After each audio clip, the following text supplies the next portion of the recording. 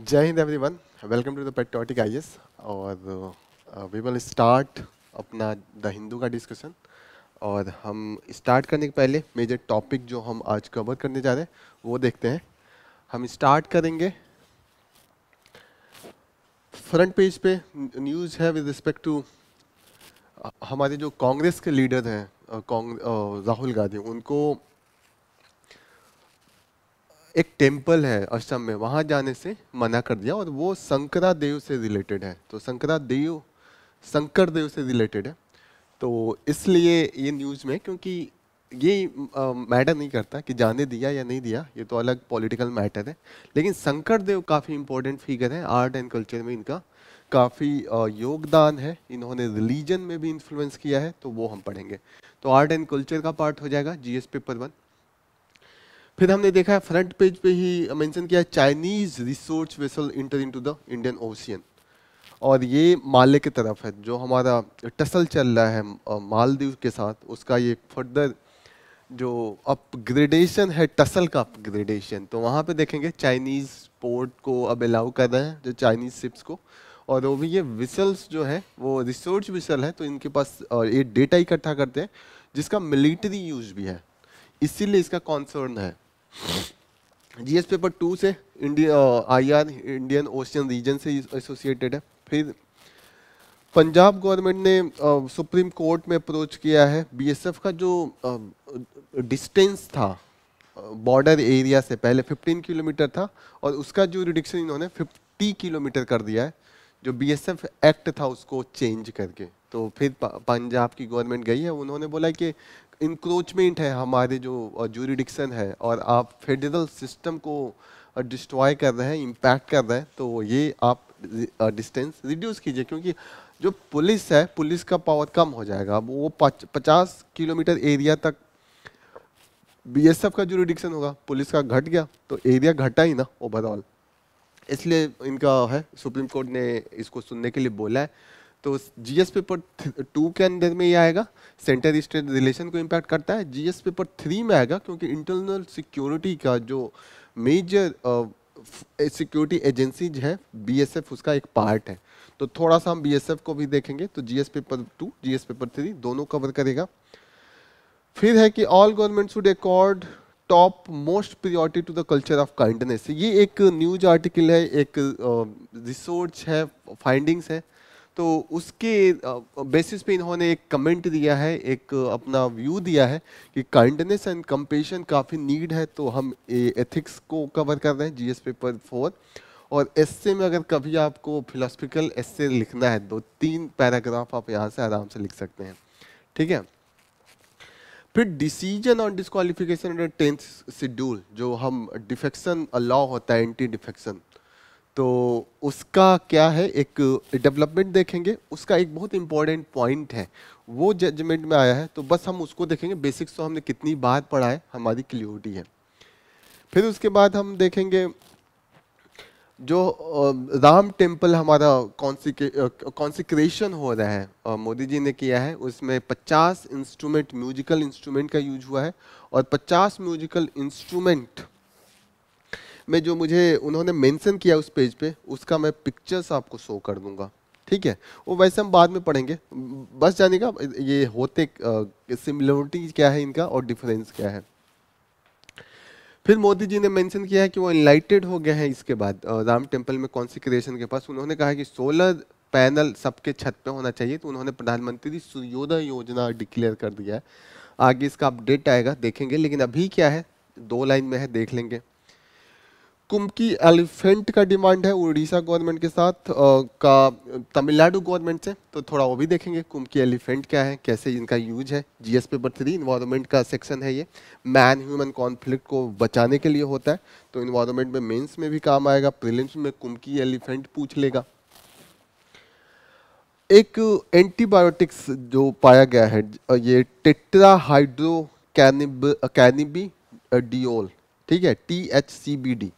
ये एंटीबायोटिक्स काफ़ी कामयाब है, एक पर्टिकुलरली एंटी माइक्रोबायरल रेजिस्टेंस के अगेंस्ट में, और वो माइक्रोबायल रेजिस्टेंस का काफ़ी निगेटिव इम्पैक्ट था, डेथ कैजुअलिटी काफ़ी था। तो थोड़ा सा हम इसको भी देखेंगे शॉर्ट में।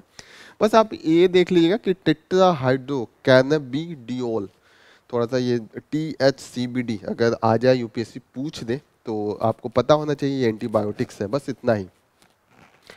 फिर फिनेंस कमीशन का कॉन्स्टिट्यूशन हुआ है, तो इस पे एक आर्टिकल है पूरा लंबा सा एडिटोरियल पेज पे, तो इस पे एनालिसिस करेंगे कि फिनेंस कमीशन का फंक्शंस क्या है और अभी जो डिसीजन लेंगे डिस्ट्रीब्यूशन ऑफ द शेयर्स में, तो वो कैसे होना चाहिए। तो ये जीएस पेपर 2 का पार्ट है, क्योंकि ये फिनेंस कमीशन कॉन्स्टिट्यूशनल बॉडी है, सेंट्रल स्टेट रिलेशन को भी डिफाइन करता है, कनेक्टिंग बॉडी है, तो इम्पोर्टेंट हो गया। साउथ कोरिया में थोड़ा डेवलपमेंट है, जो वहाँ के प्रेसिडेंट हैं जिनको एलिज किया जाता है डिक्टेटरशिप ऑटोक्रेटिक है, उनका स्टेटमेंट है कि वो साउथ कोरिया के साथ जितने भी पीस प्रोसेस है यूनिफिकेशन को, वो अब सब हटा देंगे, वो कुछ सी को भी कंटिन्यू नहीं करेंगे, सब वो उसको रिजेक्ट कर दिया है। इस पे जो एडिटोरियल है उसके कुछ पॉइंट्स है वो हम जानेंगे, क्या रीजन है। फिर एक है one idea on the one nation one election, काफ़ी पब्लिक डोमेन में है, मोदी जी चाहते हैं वन इलेक्शन वन नेशन हो जाए, इस पे कमेटी भी बैठा दिया है। और इस पे एक है कि जो राइटर हैं वो बता रहे हैं कि ये कॉन्स्टिट्यूशनल है नहीं है, क्या दिक्कतें हैं, उन्होंने अपना लॉजिक दिया, प्रॉस कॉन्स, तो आपको काफ़ी पॉइंट इससे मिलेगा। GS paper 2 federalism as well as जो इंडिया का पार्लियामेंट्री फॉर्म ऑफ डेमोक्रेसी है उसका ये पार्ट हो सकता है। एक काफ़ी अच्छा रिसर्च है और रिसर्च पेपर है, gender and caste in women's participation in the labour force. तो जीएस पेपर 1 सोसाइटी का जो आपका सिलेबस है उसमें आपका काफ़ी यूज होगा। तो इतना सिलेबस कवर करने के लिए टाइम तो चाहिए होगा, इसीलिए थोड़ा टाइम मेरा एक्स्ट्रा लगता है, पर ये बहुत इफेक्टिव है आपका। मैं 1 घंटा जो ले रहा हूँ, आप जो 6 घंटे का स्टैटिक पार्ट में करते होंगे उतना इफेक्टिव नहीं है, क्योंकि इसमें जीएस पेपर 1 2 3 4 कौन सा ऐसा नहीं है जो नहीं है, इससे भी हम कवर करते हैं। और प्रीलिम्स के जो 7 में कोर टॉपिक है उसमें से कम 5-6 तो है ही है। हिस्ट्री में हटा भी दूँ, हिस्ट्री का आर्ट एंड कल्चर कभी ना कभी आता रहता है, और हिस्ट्री का भी आता रहता है कभी कुछ फाइंडिंग्स, लेकिन 6 जो टॉपिक है और उन्हीं 6 टॉपिक से इतना मार्क्स आता है कि आप क्वालिफाई हो जाएंगे। और यूपीएससी का पैटर्न यही है कि वो करंट से पूछता है, तो अगर 20-25 मिनट ज़्यादा लग जा रहा है, मैं कितना भी कम करूँ ये इतना होता है। और मैं इंटरनेशनल जो एडिशन है द हिंदू का, आप उसको पढ़िएगा, उसमें केवल कंटेंट होता है, सारा एडवर्टाइजमेंट उनमें से हटा दिया हुआ है। तो मुझे ये पेपर जो यूपीएससी का डिमांड है वो चाहती है कि बच्चे पेपर से ही करें, कोचिंग इंस्टीट्यूट को ज़्यादा वो फॉलो ना करें, तो आपके लिए टाइम बचाया जा रहा है। और आप इसके लिए एक थोड़ा सा 20-25 मिनट एक्स्ट्रा टाइम जो है उसको दीजिए। मैं कोशिश करता हूँ कि सिंप्लीफाई कर दिया जाए, मैक्सिमम एक एक पॉइंट को कोशिश करता हूँ कि जो भी यूपीएससी से रेलिवेंट है उसको लाया जाए। तो थोड़ा 5-10 मिनट के लिए हम कुछ कट कर दें और कल को वही आ जाए तो कल को एक दुख होने लगेगा कि अरे कवर करना चाहिए था। तो कोशिश मेरा यही रहेगा कि 95%, 90%, क्लोज टू 100% चीज़ों को कवर किया जाए। अगर थोड़ा भी लगे यूपीएससी के सिलेबस से एसोसिएटेड है और वो थोड़ा भी रेलिवेंट है यूपीएससी के पर्सपेक्टिव से, ठीक है। स्टार्ट करते हैं। पहला news, okay, so front page पे पहला न्यूज़ जो है वो राम टेम्पल का कॉन्सिक्रेशन से एसोसिएटेड है, और वहाँ पे मुझे कुछ खास न्यूज़ नहीं मिला। एक न्यूज़ जो है, एक टॉपिक जो मुझे मिला है वो यहाँ पे है, जो इसका मुहूर्त था, अभिजीत मुहूर्त। तो मुझे लगा ये कोई बहुत कम आता होगा, ये साल में एक बार आता होगा, लेकिन मैंने जो रिसर्च इस पे किया है उस पे ये पता चला है कि ये डेली आता है। और वो जो लेकिन दिन में एक बार सिर्फ आता है, वो जब सूर्य एकदम हेड पे होता है 12:20 के आसपास होता है सुबह, और जो शाम होता है सूर्यास्त उसके ठीक बीच का होता है। तो ये होता है अभिजीत मुहूर्त, जो हम लोग कह रहे थे अभिजीत मुहूर्त में है, अभिजीत मुहूर्त में है, इसका यही है। और जहाँ तक ये डेली इसका कोई ऐसा फिक्स डे नहीं है, ये डेली ही आता है, लेकिन एक टाइमिंग होता है पूरे दिन में, ये स्पेसिफिक है, ठीक है। दूसरा जो न्यूज हम ले रहे हैं आर्ट एंड कल्चर से, वही राहुल गांधी जी जाना चाहते थे मंदिर में, वहां पे उनको रोक दिया गया। लेकिन यूपीएससी इस पे ध्यान नहीं दिया देगा, या यूपीएससी को क्या दिखेगा, शंकर देव दिखेंगे। शंकर देव का काफी कंट्रीब्यूशन है आर्ट एंड कल्चर में, वो लीडिंग संत थे, और जो हमारा रिलीजियस रिफॉर्म मूवमेंट चल रहा था 15-16 सेंचुरी में, उनको इन्होंने इम्पैक्ट किया है। इनका काफ़ी लिटरेचर भी है, पोएट्री, थियोलॉजिकल वर्क है, और संस्कृत, आसामीज एंड ब्रजवली तीनों में इन्होंने इनका कंट्रीब्यूशन है, तो काफ़ी इंपॉर्टेंट हो सकते हैं। तो पहली चीज़ ये देखिएगा कि ये 15th एंड 16th सेंचुरी में थे, उस समय रिलीजियस रिफॉर्म मूवमेंट चल रहा था, और उस मूवमेंट में जो लीडिंग फिगर थे गुरु नानक, रामानंद, नामदेव, कबीर, बसावा, चैतन्य महाप्रभु, ये सब उस समय के कॉन्टेम्पोररी हैं। यूपीएससी पूछता है कॉन्टेम्पोररी एक साथ है, ठीक है।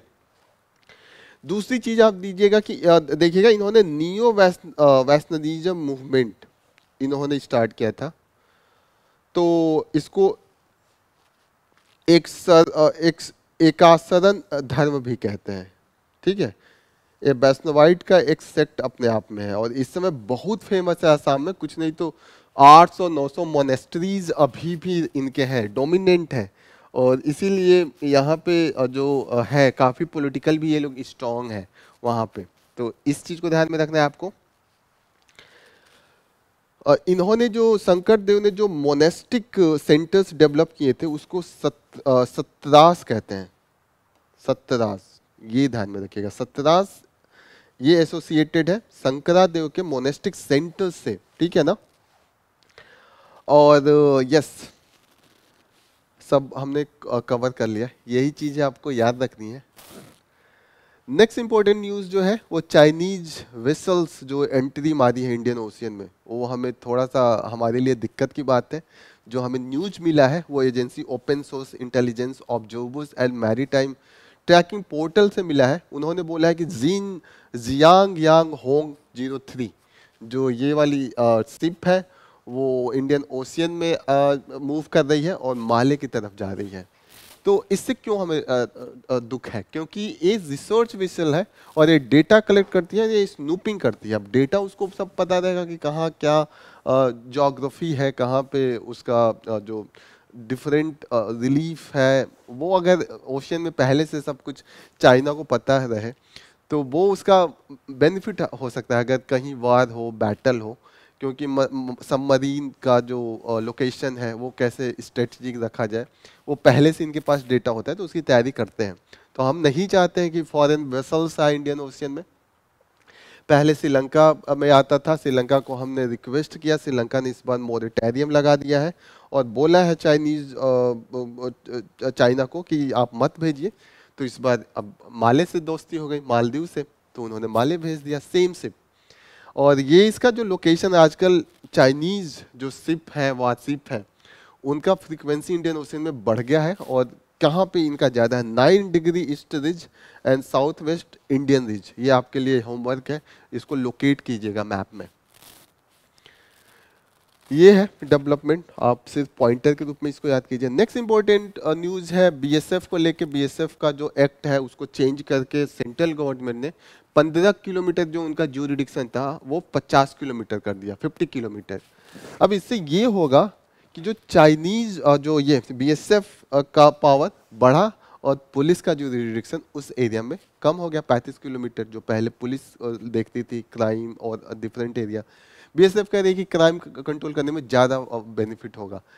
तो जो स्टेट गवर्नमेंट कह रही है हमारी पुलिस भी कंट्रोल कर लेती है और आप हमारा इंक्रोच नहीं कीजिए, क्योंकि पुलिस जो है ये ज्यूरिडिक्शन हमारे स्टेट लिस्ट में है। जो स्टेट लिस्ट शेड्यूल 7 के अंडर में आता है पॉलिटी में, तो पॉलिटी का भी टॉपिक हो गया। सेंटर स्टेट टसल भी चल रहा है, और फिर ये इंटरनल सिक्योरिटी भी हो गया, क्योंकि BSF one of the agency है जो सिक्योरिटी प्रोवाइड करती है। बीएसएफ के बारे में थोड़ा और जानेगा, इनका ज्यूरिडिक्शन क्या है। ये प्रमोट करते हैं security among the people living in the border area, जो वहाँ पे ट्रांस बॉर्डर क्राइम्स होते हैं, अनऑथराइज्ड जो एंट्री और एग्जिट होती है बॉर्डर एरिया में, इसको भी ये रोकते हैं। और ये जो स्मगलिंग है और other illegal activity like the human trafficking, drug trafficking, उस सबको ये लोग इस सब एरिया में ये लोग वर्क करते हैं। जो बीएसएफ है वो सेंट्रल आर्म फोर्स का एक जो ग्रुप है, 5 ग्रुप है, उनमें से एक है। अदर्स को भी थोड़ा याद रखिएगा। सेंट्रल इंडस्ट्रियल सिक्योरिटी फोर्स है, सेंट्रल रिजर्व पुलिस फोर्स है, सीआरपीएफ जो फेमस है, इंडियन तिब्बतन बॉर्डर पुलिस है, आईटीबीटी, ये तिब्बत वाले बॉर्डर पे देखती है। फिर सशस्त्र सीमा बल है, सशस्त्र सीमा बल नेपाल वाले बॉर्डर की गश्ती करते हैं ये लोग। और एक चीज़ और याद रखिएगा, जो इसी सीएपीएफ का एग्जाम भी एक कंबाइंड होता है, उसी के अंडर में सेंट्रल पैरामिलिट्री फोर्स भी आता है, उसमें असम राइफल्स है। तो ये आपको ध्यान में रखना है। बीएसएफ का जो एरिया है पाकिस्तान और बांग्लादेश के बॉर्डर पे है, और ये आर्मी को सपोर्ट प्रोवाइड करती है कि आर्मी डिफेंस ऑफेंस करे और हम उसको बॉर्डर पे डिफेंस वाला प्रोटेक्शन हम देंगे, क्राइम एंड अदर एक्टिविटी को प्रिवेंट करेंगे, आर्मी अपना ऑफेंसिव रहेगी। होम मिनिस्ट्री के अंडर में आती है, ये भी याद रखिएगा। और इसका जो हाईएस्ट पोस्ट है डायरेक्टर जनरल है, डीजी, और ये हमारे आईपीएस ऑफिसर्स जो होते हैं वो प्रमोट होके बनाए जाते हैं। दिस इज ऑल अबाउट, ये याद रखिएगा, सेंटर स्टेट का जो टसल चल रहा है उसका एक बहुत अच्छा एग्जाम्पल हो सकता है आपके लिए। नेक्स्ट इंपॉर्टेंट न्यूज जो हम लोग कवर करेंगे वो पेज नंबर आई थिंक 4 पे है, पेज नंबर 4, यस, कहाँ है? अभी तो बीच में पॉलिटिकल न्यूज है, थोड़ा सा इसको हम इग्नोर मारते हैं। Yes, where is this? हाँ, यहाँ पे है। काइंडनेस एंड कंपेशन से रिलेटेड है, एक रिसर्च पेपर, और ये एक नया इंस्टीट्यूट, नया वे ऑफ एजुकेशन सिस्टम में इंट्रोड्यूस करना चाहते हैं। ये प्रोफेसर रॉबिन बनर्जी हैं, ये इन्होंने इस पे काफ़ी कुछ रिसर्च भी किया है। उनका मानना है कि जो the culture of the kindness should be top national priority, और हमें अपने लीडर्स के को भी चैलेंज करना चाहिए कि काइंडनेस कंपेशन जिसका सबसे बेहतर है वो लीडर हम सबसे अच्छा मानेंगे। साथ साथ ये कह रहे हैं कि काइंडनेस कोई वीक क्वालिटी नहीं है, ये बहुत बड़ी स्ट्रॉन्ग क्वालिटी है। आप ये मत समझिएगा आदमी बहुत काइंड है, कंपेशन है तो वो वीक है।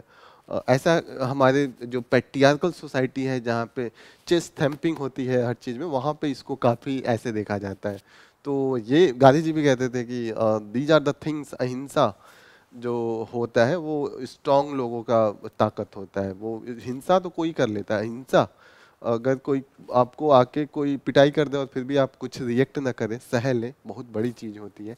और सिर्फ आप उसको लीगल तरीके से रजिस्टर करें। तो ये काफ़ी इसी आइडियोलॉजी, इसी फिलॉसफी पे है।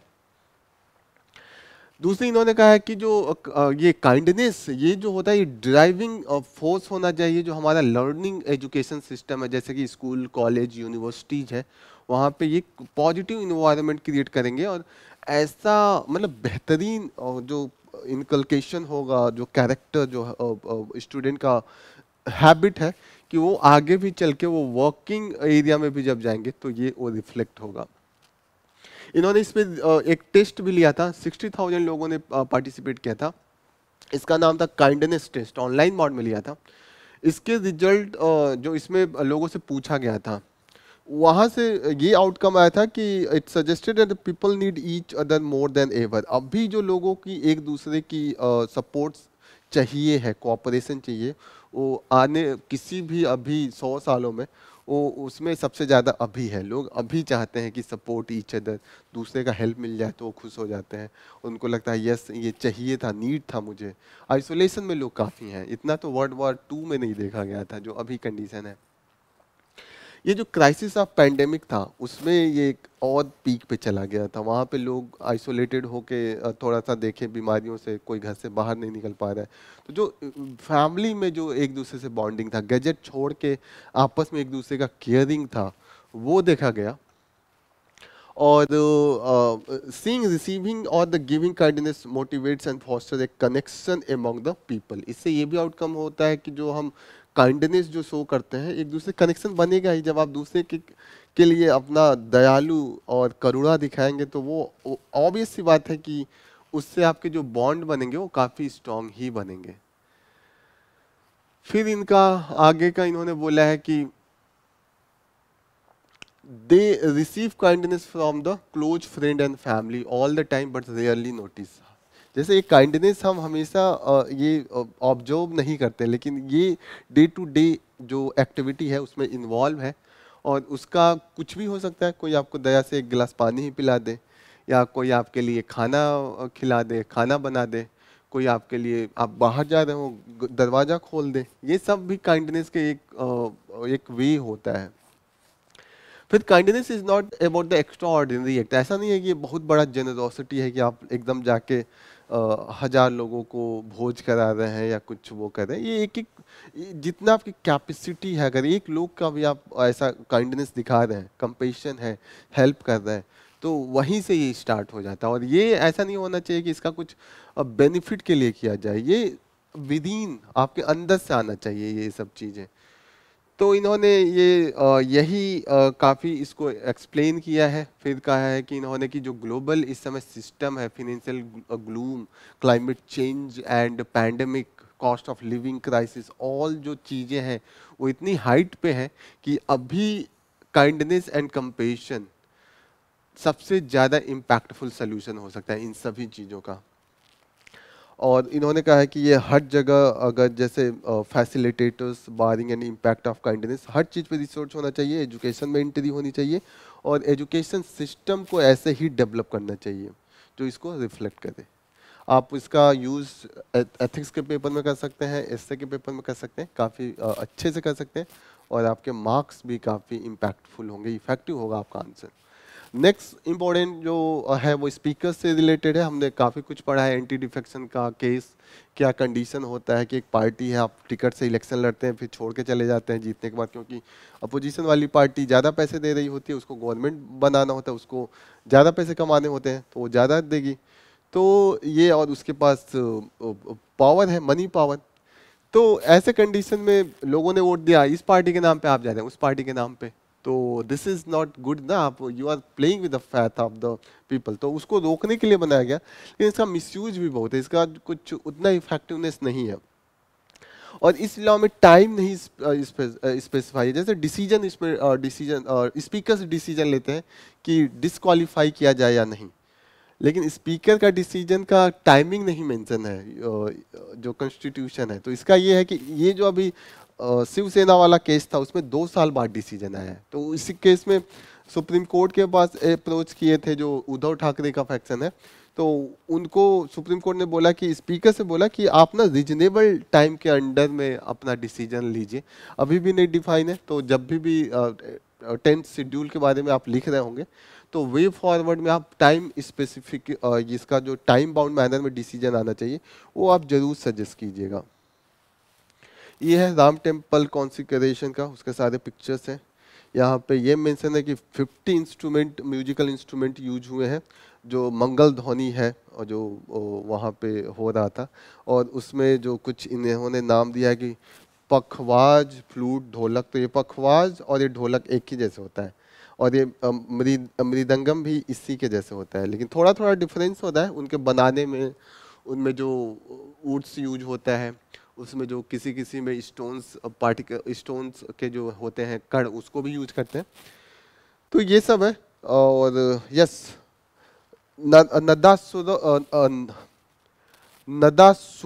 नदा स्वरम उसके जैसे होता है जो ये संघाई बजाते थे ना, बिस्मिल्लाह खां, उसी के टाइप का होता है। तो एक बार आप गूगल पे सर्च करके इन सब के पिक्चर्स देख लीजिएगा।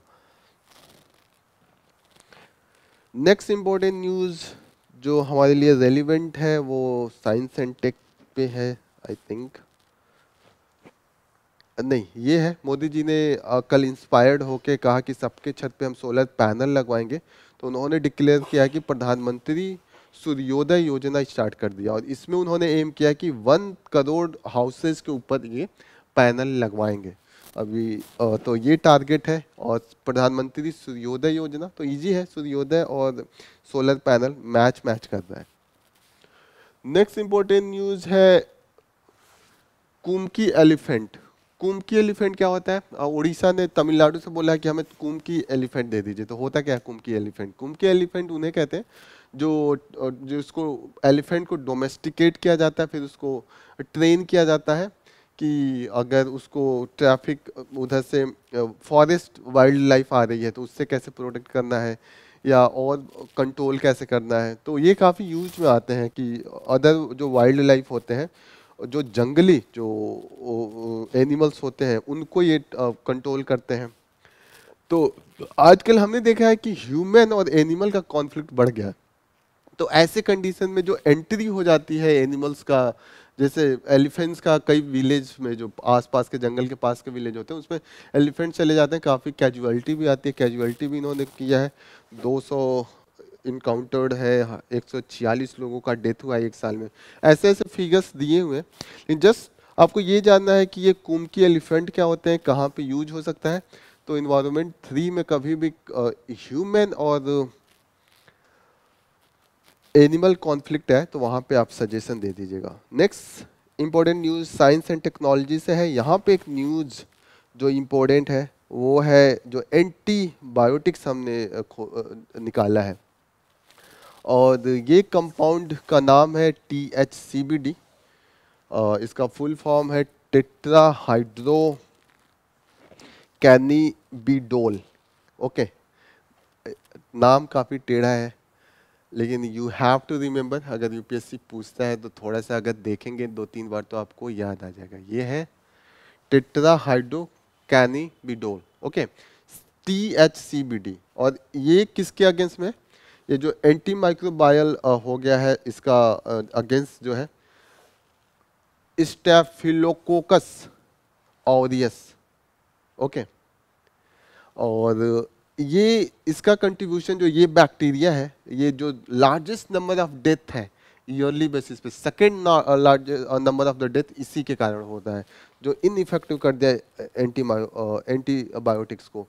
एंटीबायोटिक्स एक मेडिसिन है, और वो बैक्टीरिया के कभी भी जब पैथोजेंस होते हैं उसमें अगर उसका इम्पैक्ट है आपको तो उसको एडमिनिस्टर किया जाता है। लेकिन due to the misuse of this antibiotics हमने देखा है कि एंटी माइक्रोबायल रेजिस्टेंस जो बैक्टीरिया है वो काफ़ी स्ट्रॉन्ग हो गई है, क्योंकि उसको इतनी बार उसको एडमिनिस्टर किया गया है कि वो उसका आदी हो गया है। तो अगर क्वेश्चन है कि कौन कौन से एंटी माइक्रोबायल रेजिस्टेंस कहाँ कहाँ डेवलप हो सकता है, अगर मैं आपसे पूछूं कि क्या ये फंगी में हो सकता है, बताइए। यस, हो सकता है। ये अगर आपसे पूछूं कि bacteria, virus, fungi and parasite, ये चारों में एंटी माइक्रोबायल रेजिस्टेंस हो सकता है, तो इसको याद रखिएगा। नेक्स्ट इंपॉर्टेंट न्यूज़ जो आपसे है वो आइसबर्ग है। वर्ल्ड का सबसे बड़ा आइसबर्ग जो हमें अभी देखे हैं वो फंस गया था अंटार्कटिका में, अभी फिर से उसका मूवमेंट होने लगा है नॉर्थ की तरफ, और इसका नाम A23A, तो कैपिटल A से शुरू होगा, फिर ये स्मॉल a तक आएगा, तो AA23। ओके, तो इसका जो साइज है वो दिल्ली का 4 गुना के करीब है। 4000 स्क्वायर किलोमीटर है। स्क्वायर किलोमीटर, मीटर की बात नहीं हो रही, किलोमीटर। दिल्ली का एरिया 1500 है, तो इसका 3 टाइम्स तो हो ही गया। ग्रेटर लंदन का 2 गुना है, ठीक है। ये कहाँ पे इस समय मूव कर रहा है? वेडल सी। तो वेडल सी कहाँ पे, एक बार देखते हैं। वेडल सी, वेडल सी को एक बार आपको मैं दिखा दूं। Where is this Weddell sea? Yes, ये है वेडल सी, ये मैप में, ठीक है। याद रखिएगा ये अंटार्कटिका, ये पेनिनसुला है, जस्ट इसका ईस्ट में है, और साउथ ईस्ट पैसिफिक बेसिन, ठीक है। ये आपको याद रखना है। एक चीज़ और याद रखिएगा, जो ये जो last point of the South America है, कैप हॉर्न है, and Cape of the Good Hope, जो अफ्रीका का जो एकदम लास्ट पॉइंट है। ओके, नेक्स्ट इंपॉर्टेंट न्यूज़ जो हम ले रहे हैं वो एडिटोरियल पेज पे है। फर्स्ट एडिटोरियल टोटली पॉलिटिकल है और रिलीजियस है, कुछ ऐसा नहीं है जो यूपीएससी से रेलिवेंट है। तो ये हम नहीं करेंगे, क्योंकि इसमें यही है कि सिर्फ इसमें समराइज यही करने की कोशिश की है कि जो अभी राम टेम्पल हो रहा है वो किसी ऐसे कम्युनिटी, आप पोलरिटी नहीं क्रिएट कीजिए। ऐसा होना चाहिए कि सोल्यूशन टाइप का होना चाहिए, किसी को ये ना लगे कि आप ये दिखाने की मत कोशिश कीजिए कि आपको हरा के हमने ये किया है। ये सबके लिए जीत होना चाहिए। तो ऐसा हमारे सारे लीडर्स भी बोल रहे थे। तो बस उतना ही उसकी समरी है। नेक्स्ट जो न्यूज है वो नॉर्थ कोरिया का जो रिएक्शन आ रहा है वहाँ के प्रेसिडेंट, उन्होंने बोला है कि साउथ कोरिया के साथ जितने भी हमारे अभी एग्रीमेंट या बातचीत चल रही थी वो सब मैं ब्रेक कर दूंगा, सब रिजेक्ट कर दिया है। उन्होंने कहा कि कुछ पीस एग्रीमेंट अब यूनिफिकेशन ये सब कुछ नहीं चलेगा, क्योंकि इन्होंने इस एडिटोरियल में इन्होंने बोला है कि सिर्फ इसके प्रति नॉर्थ कोरिया का ही दोष नहीं है। इसमें हमने देखा है कि साउथ कोरिया, जापान और यूएस, इनका भी काफ़ी कुछ रिस्पॉन्सिबिलिटी है इसके पीछे, क्योंकि अभी हमने रिसेंटली देखा था कि इनके बीच में जो मिलिट्री कन्वर्जेंस था, मिलिट्री कन्वर्जेंस वो काफ़ी इंक्रीज हो गया था। कोरिया, जापान और ये इनका जो ज्वाइंट मिलिट्री था वो काफ़ी बढ़ गया था। इन्होंने अभी मिसाइल रडार डेटा जो है वो शेयर किया है। तो आप इतना कुछ एक साथ करेंगे और सामने वाला नेशन, उसको तो डर लगेगा ना कि अब क्या कर रहे हैं। तो उन्होंने कहा कि एकदम yes, I am opposite to you. तो ये चल रहा है। ये याद रखिएगा कि इनके जो नॉर्थ साउथ कोरिया के बीच में बाउंड्री है, जो वहाँ पे डिस्प्यूट है, नॉर्दर्न लिमिट लाइन, वहाँ पे इनके वो चल रहा है। नॉर्थ कोरिया ने और गुस्सा के इन्होंने टेस्ट किया under water unmanned nuclear capable drone.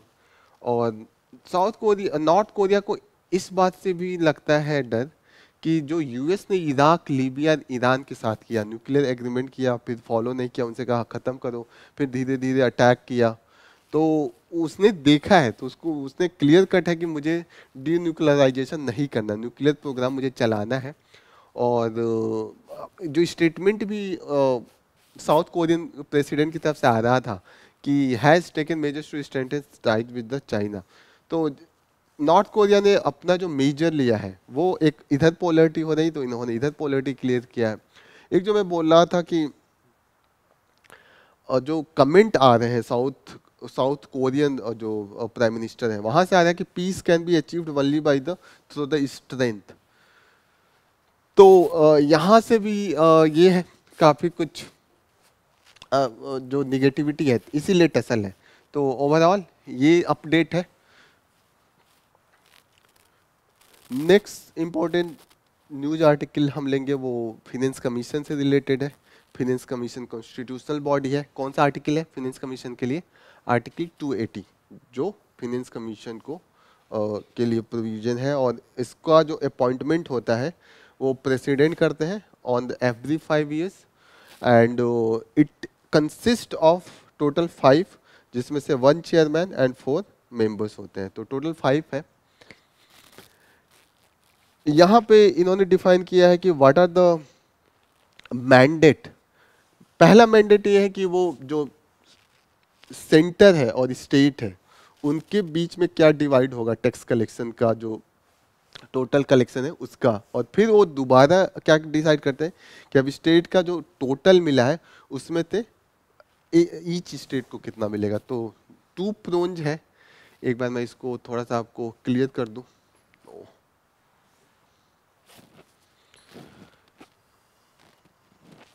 पहला ये करते हैं कि ये हुआ टोटल कलेक्शन, तो इसको डिवाइड कर देंगे कि ये आप यूनियन को हो गया और ये हो गया स्टेट्स को। दूसरा डिवीजन क्या होगा, ये टोटल में उन्होंने कलेक्ट किया था और उसको डिवाइड किया। अब यहाँ पे स्टेट्स को मिल गया। अब यहाँ पे है कि यहाँ पे एक स्टेट थोड़ी है, यहाँ पे तो स्टेट भी तो काफ़ी है। स्टेट्स के बीच में क्या डिवीजन होगा वो यहाँ पे फिक्स होता है।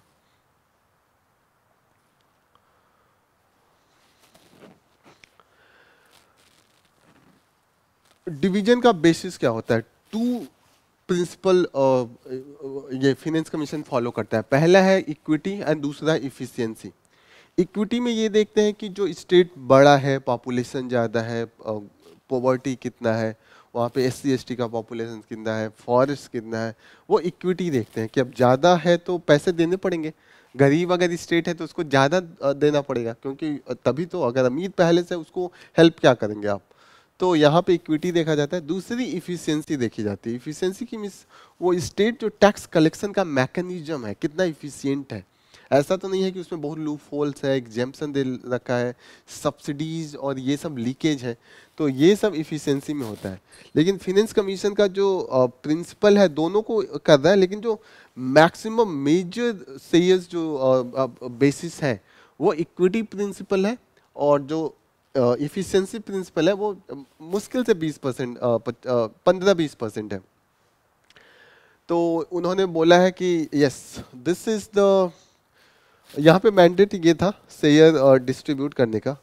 उसके सिवा एक और काफ़ी इंपॉर्टेंट है, ये याद रखिएगा कि ये ना मेजर बताता है स्टेट गवर्नमेंट को कि take to major, the major needed to augment consolidated fund of the state, और किसके बेसिस पे, जो स्टेट फाइनेंस कमीशन है उसके रिकमेंडेशन को ये पढ़ते हैं फिर रिकमेंड करते हैं, तो रिकमेंडेशन के बेसिस पे रिकमेंड करते हैं। तो ये भी काफ़ी, इसका भी काफ़ी क्रिटिसिज्म होता है कि आप क्यों रिकमेंड कर रहे हैं, ये तो स्टेट गवर्नमेंट का काम है, हम करा ही रहे हैं, आप जबरदस्ती कर रहे हैं। तो ये थोड़ा सा है, लेकिन यस कॉन्स्टिट्यूशनल प्रोविजन है ताकि यूनियन का काम है कि जो ग्राउंड लेवल पे पंचायत चल रहा है वो ज़्यादा इफेक्टिव है। फिर इस आर्टिकल में ये बताया जा रहा है कि जो इफिशियंसी है वो जो डेवलप्ड स्टेट है such as the Maharashtra, Gujarat, Tamil Nadu, इनका इनकम ज़्यादा है, तो वो चाहते हैं कि इफिशियंसी वाले पे दिया जाए। और दूसरा वो चाहते हैं कि जो अगर हम ज़्यादा टैक्स दे रहे हैं तो हमें टैक्स ज़्यादा मिलना भी चाहिए, शेयर ज़्यादा मिलना चाहिए, क्योंकि हम पे ज़्यादा कर रहे हैं। तो इस बेसिस पे ये हमेशा थोड़ा सा अपोजिशन इनका रहता है, ये खुश नहीं रहते कि आप पॉपुलेशन ला रहे हैं, पॉपुलेशन जिनका ज़्यादा उनका तो इनकम ज़्यादा नहीं है, टैक्स कलेक्शन ज़्यादा नहीं है, तो ये एक इश्यू है। यहाँ पे ये बताएं कि क्या क्या है, एरिया, फॉरेस्ट कवर, ये इंक्लूड होता है।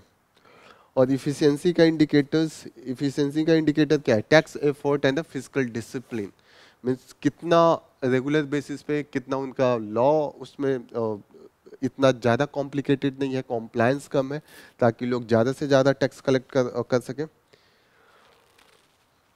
Stability in the tax structure should be a good indicator of the efficiency. तो यहाँ पे ये कह रहे हैं कि क्या क्या इंक्लूड किया जा सकता है जो बेसिस है शेयरिंग का। पहला उन्होंने कहा है कि जीएसटी जो है, जीएसटी अलग अलग स्टेट्स का जो अलग अलग इकोनॉमी है उस पर वेरी करता है, ठीक है। और दूसरी चीज़ है कि हर state to state state wise stable है। जैसे अगर दिल्ली का 90, दिल्ली नहीं, अगर मैं महाराष्ट्र का कहूँ 90,000 करोड़ है, और मैं कंपेयर करूँ इसका यूपी से 20,000 करोड़ है, ठीक है, या बिहार से करूँ 15,000 करोड़ है, तो ये 15,000 का बिहार का आस ही पास रहेगा, महाराष्ट्र का 90 रहेगा, लेकिन 90 और 15 में वेरिएशन है, लेकिन उनका जो ईयर वाइज है वो उसी परसेंटेज में वैरी करता है, तो उसमें स्टेबिलिटी है। तो इसको एक बेसिस बनाया जा सकता है, ये एक बढ़िया देता है कि कितना आपका एफिशिएंसी है। एक चीज और याद रखिएगा, जो union excise duty and the sales tax on the petroleum product है वो आउटसाइड जीएसटी है, ये यहाँ पे, ठीक है। और इसका आउटसाइड जीएसटी है तो कैस्केडिंग इफेक्ट है, और कैस्केडिंग इफेक्ट के कारण जो बर्डन जाता है वो हम लोग कंज्यूमर हैं, हम पे ही आता है। तो ये जो petroleum consumption vary across the state but shares are stable over the time, तो ये अगर स्टेबिलिटी है स्टेट टू स्टेट, लेकिन एक स्टेट से दूसरे स्टेट पे वेरिएशन है, इसके मतलब अलग अलग उनकी इफिशियंसी है, तो एक और इफिशियंसी में इंक्लूड कर सकते हैं इसको भी। लास्ट में इन्होंने कहा कि एटलीस्ट 33% तो कर दीजिए परसेंटेज जो इफिशियंसी का है, इससे जो डेवलप्ड जो ज़्यादा टैक्स कलेक्टिंग स्टेट है उनको बहुत फायदा होगा।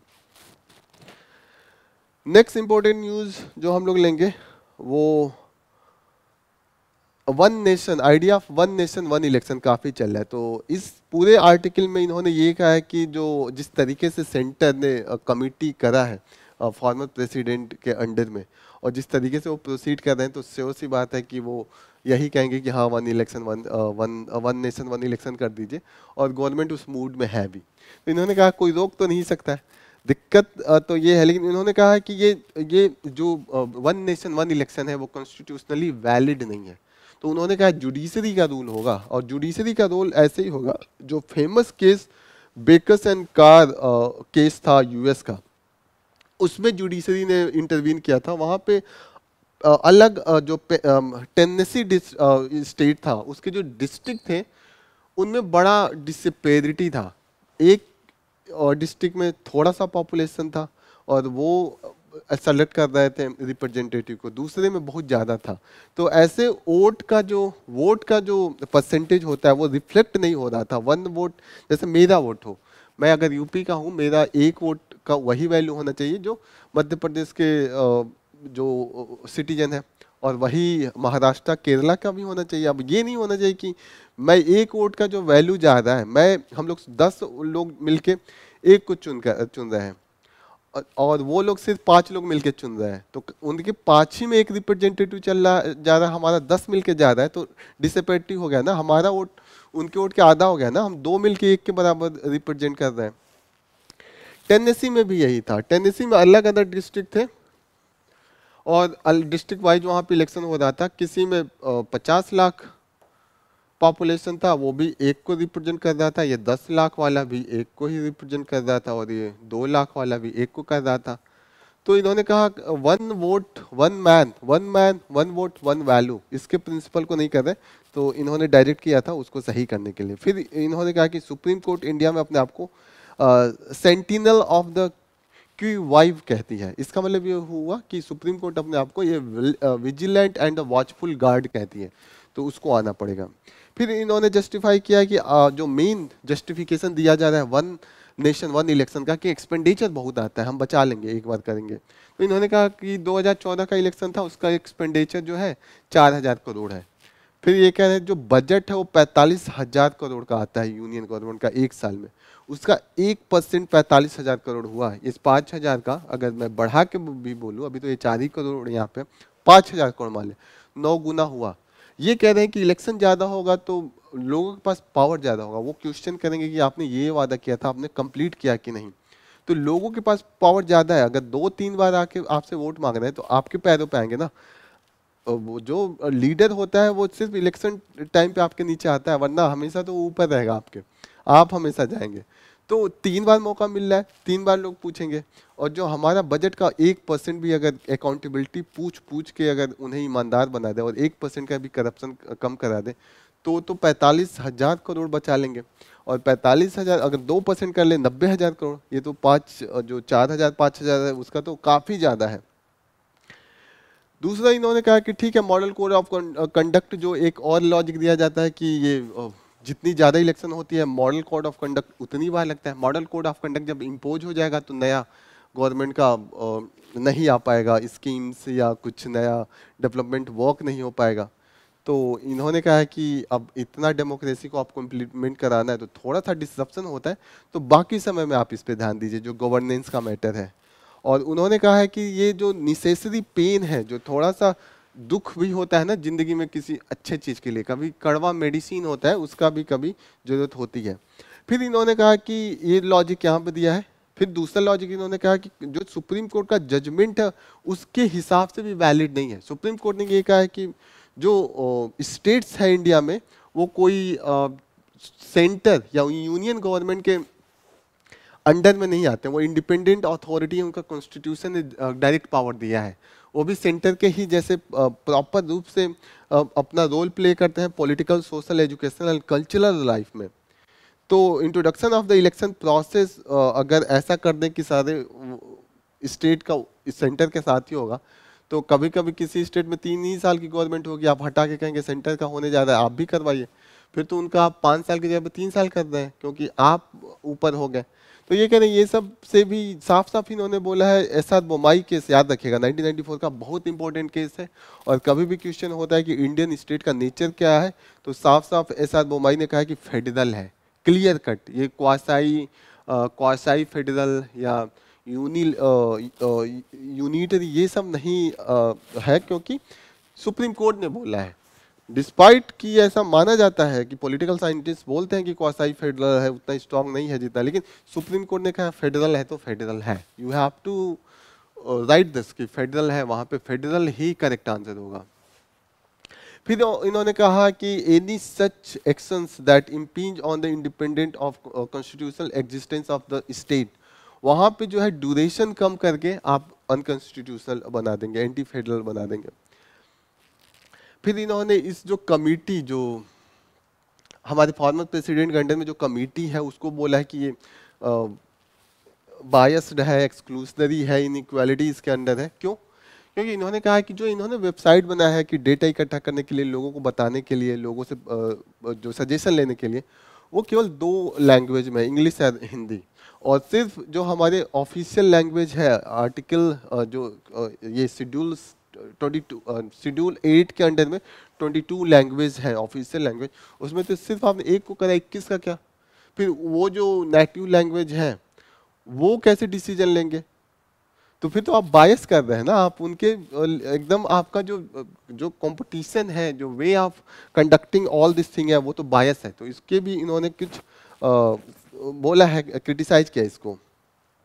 फिर इन्होंने बोला है कि आपने इलेक्शन कमीशन से पूछा ही नहीं। इलेक्शन कमीशन इस पे थोड़ा सा रिजर्व था कि ये 1 इलेक्शन 1 का अच्छा नहीं लग रहा था। तो इन्होंने बोला कि आप जैसे डिमोनेटाइजेशन बिना रिजर्व बैंक ऑफ इंडिया से पूछे कर दिए थे, आप वैसे ही है। और इलेक्शन कमीशन कॉन्स्टिट्यूशनल बॉडी है, आप उसकी अथॉरिटी को कम नहीं कर सकते हैं। तो यहाँ पे ये क्रिटिसिज्म है। लास्ट में उन्होंने कहा कि होगा तो पक्का वो, लेकिन सुप्रीम कोर्ट को डिसाइड करना पड़ेगा और ये बहुत बड़ा जजमेंट होगा। यहाँ पे इन्होंने ऐसा बोला है। यहाँ पे आप प्रॉस कॉन्स सब दे सकते हैं और you can conclude as well. Next important news जो हम कवर करेंगे वो अगेन कॉन्स्टिट्यूशनल प्रोविजन से लेके है, जो अभी चल रही है कि जो SC ST की कैटेगरी में है सब डिवाइड कर दिया जाए। क्योंकि जो रिजर्वेशन ज़्यादा है, ठीक है, जो वीकर सेक्शन है उसके अंडर में एक डोमिनेंट सेक्शन है, वो सब ले जा रहा है। जैसे इनका कहना है कि ठीक है, ST वो तो वीकर सेक्शन है, ओवरऑल अगर जनसंख्या देखा जाए, जो पॉपुलेशन देखा जाए, अगर ये पॉपुलेशन है और इनमें जो SC ST ये पार्ट है, ठीक है, ये इनकी तुलना में, इनके कंपेरिजन में ये वीक है। तो अगर मैं इसको अच्छे से दिखाऊं तो इनको स्ट्रॉन्ग दिखा दूं और इनको वीक दिखा दूं, SC ST, तो ये वीक तो है। लेकिन ये कह रहे हैं कि अब इनको आपने 100 रिजर्व कर लिया, लेकिन ये सब एक जैसे नहीं है। अगर ये 1000 लोग हैं, इनमें से अलग अलग मजबूती है। इसमें से अगर अब इसको मैं उठा के यहाँ पे लाऊं तो ये कह रहे हैं इनमें भी मजबूत और कमजोर है। तो इनका भी जो है ना ऐसे है, कुछ लोग इतने मजबूत हैं, कुछ लोग इतने हैं, कुछ अब इनका जो 100 है। तो ये जो है ना, ये मैक्सिमम बेनिफिट लेके जा रहे हैं। अगर 100 सीट आप रिजर्व कर रहे हैं SC के लिए, 90 तो यही लेके जा रहे हैं। और इनकी अगर और देखें तो टोटल पॉपुलेशन अगर 20% है, लेकिन 90% इनका हो जा रहा है। तो जो ये जो ऑलरेडी जो सबसे कमजोर है उनको फायदा नहीं हो पा रहा है। और ये हमने कर्नाटका में देखा है। कर्नाटका में जो 2 मेजर SC कम्युनिटी है, एक मडिका है, एक माला है। मडिका वीक है और इनको बेनिफिट नहीं मिल रहा है, सारा बेनिफिट जो SC का है वो माला कम्युनिटी लेके जा रहे हैं। फिर जो अपने प्राइम मिनिस्टर है वो रैली कर रहे थे कर्नाटका में। ये कर्नाटका से ये दोनों कम्युनिटी बिलोंग करती है, तो ध्यान रखिएगा, Mala community and Madiga community they are in the news, और UPSC पूछ सकती है। तो याद रखिएगा कि ये कर्नाटका से बिलोंग करते हैं। प्राइम मिनिस्टर ने, इनके जो लीडर हैं, उनका डिमांड चल रहा है कि सब कैटेगरी कीजिए सारा, तो फिर बेनिफिट उनको जा रहा है। तो इन्होंने प्रॉमिस किया, कमेटी भी बना दी। कमेटी के अंडर में सेक्रेटरी लोगों को रखा है, जो होम मिनिस्ट्री के सेक्रेटरी हैं, लॉ मिनिस्ट्री है, ट्राइबल अफेयर्स मिनिस्ट्री है और सोशल जस्टिस मिनिस्ट्री है। तो मैक्सिमम जो डिपार्टमेंट ये सब वल्नरेबल सेक्शन से रिलेटेड है उन्हीं के हैं। और ये केस बनाना चाहिए, कॉन्स्टिट्यूशनल परमिट करता है कि नहीं, इसके लिए सुप्रीम कोर्ट में भी ये केस चला गया है कि पहले तो ये देखे परमिट करता है कि नहीं, फिर तो सब डिवीजन होगा। और इस पे जो सजेशंस आए हैं, national commission of scheduled caste, national commission of tribal caste, उन्होंने इसको कमीशन इन्होंने मना किया है, विरोध में किया है। एक चीज़ और आपको जानना चाहिए, जो आर्टिकल 341-42 है वो रिलेटेड है SC ST को डिफाइन नोटिफाई करने के लिए। तो उसमें यह है, प्रेसिडेंट पहले नोटिफाई करेंगे, पार्लियामेंट उसको लिस्ट को लेजिस्लेट करके डिक्लेयर कर देगा। तो लेकिन इसमें कोई स्पेसिफिक नहीं है सब कैटेगराइजेशन का, लेकिन सब कैटेगराइजेशन होगा। आर्टिकल 16 है और 14 है, उसमें क्या है कि स्पेशल प्रोविजन बनाया जा सकता है with respect to the backward class, और जो हम एससीज के अंडर में भी बैकवर्ड करेंगे कि इनकी तुलना में ये तुलनात्मक होता है कि किसी के पास मर्सिडीज है, किसी के पास कार है, सुजुकी है, किसी के पास स्कॉर्पियो है, तो वो सुजुकी वाला अपने आप को गरीब तुलनात्मक करेगा। लेकिन किसी के पास सुजुकी है, फिर किसी के पास ऑटो रिक्शा है, किसी के पास रिक्शा है और किसी के पास कुछ नहीं है, तो कुछ नहीं वाला से ज़्यादा जो सुजुकी वाला है वो उनमें सबसे अमीर है। तो ये कंडीशन यही है कि इनमें जो बैकवर्ड है ऑलरेडी पिछड़े, उनमें भी बैकवर्ड है, उनको आप एक कैटेगरी कर दीजिए। लेकिन उसके लिए आपको एविडेंस देना पड़ेगा कि हाँ सच में जो डिस्ट्रीब्यूशन है वो काफ़ी वो अनइक्वल है, और आपके लिए उसके लिए कास्ट सेंसस कराना पड़ेगा। एक कास्ट सेंसस नेशनल लेवल पे है जिसको हमने पब्लिश नहीं किया 2011 का, तो ये याद रखिएगा। नेक्स्ट इम्पोर्टेंट न्यूज़ जो हम रेलिवेंट है वो है जेंडर एंड कास्ट को लेके है कि वुमेन्स पार्टिसिपेशन पे जो इम्पैक्ट है, gender caste in the women's participation in the labour post, तो इस पे है। ये आप सोसाइटी में, ये काफ़ी इंपॉर्टेंट है सोसाइटी की पर्सपेक्टिव से। इसमें जो रिसर्च हुआ है उसमें ये बोले हैं कि लास्ट जो 2 डिकेड्स है उसमें decline in the female labour force हुआ है, and when compared with the caste, जो अपर कास्ट के हैं उनकी तुलना में जो लोअर कास्ट के वुमेन है उनका इनफॉर्मल सेक्शन में ओवर रिप्रेजेंटेशन है। फिर इन्होंने कहा है कि यस, क्या रीजन है उसका,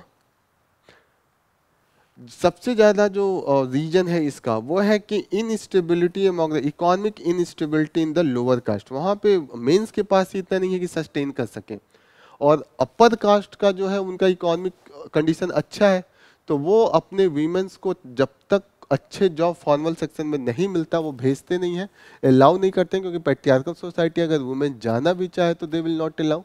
लेकिन जो लोअर कास्ट है उनका जो असाइंड अभी तक माना जाता था वो मैनुअल एंड डोमेस्टिक वर्क में है, जो मेन खुद जाके मैनुअल काम कर रहे हैं, डोमेस्टिक कर रहे हैं, तो वो वीमेंस को भी अलाउ कर देते हैं। तो वहाँ पे पैट्रियार्कल थोड़ा कम है, तो इसीलिए वहाँ के पे वुमेन्स का पार्टिसिपेशन इनफॉर्मल में काफ़ी ज़्यादा है। ठीक है, इसका बहुत मिसयूज भी है, लेकिन अगर पार्टिसिपेशन वुमेन का बढ़ता है उसका इम्पैक्ट काफ़ी अच्छा है। ये आप लिख सकते हैं कि what are the impacts of women's participation in the economic activity and the this. तो उसमें पहला क्या है कि create revenue, increase her capacity. तो ये जो रेवेन्यू क्रिएट होगा वो उनकी कैपेसिटी इंक्रीज कर देगी इन द डिसीजन मेकिंग। दूसरा वो बोला है कि जो मैरिज का एज है वो इंक्रीज हो जाता है। अगर वुमेन्स है वो खुद जानने लगती है, फिर वो खुद एजुकेट करती है अपने बच्चों को, पूरे फैमिली का जो कंडीशन है वो चेंज हो जाता है, तो काफ़ी इंपॉर्टेंट है। और वीमेंस का अगर रिसोर्स पे कंट्रोल होता है तो उसका जो यूज होता है ज़्यादा इफिशिएंट होता है, वरना मेंस का जो कुछ ऐसे है कि अल्कोहल और एंड अदर एक्टिविटी में वो लोग ज़्यादा खर्च करते हैं। तो इसीलिए अगर लोअर कास्ट में भी देखा जाए वीमेंस का कंट्रोल है तो वो प्रोडक्टिव एंड इफिशिएंट यूज होता है। ये सब आप लिख सकते हैं कभी भी वीमेंस का पार्टिसिपेशन, उसका इम्पैक्ट, प्रॉस कॉन्स पूछा जाए तो उसके रिस्पेक्टिव में। यहाँ पे मैंने मैक्सिमम एरिया कवर कर लिया है। प्लीज़ इसको एक बार और आप रिपीट कीजिएगा, हम इसके लिए नोट्स भी आपको प्रोवाइड करेंगे। और yes, all the best for joining this session. Thank you. जय हिंद।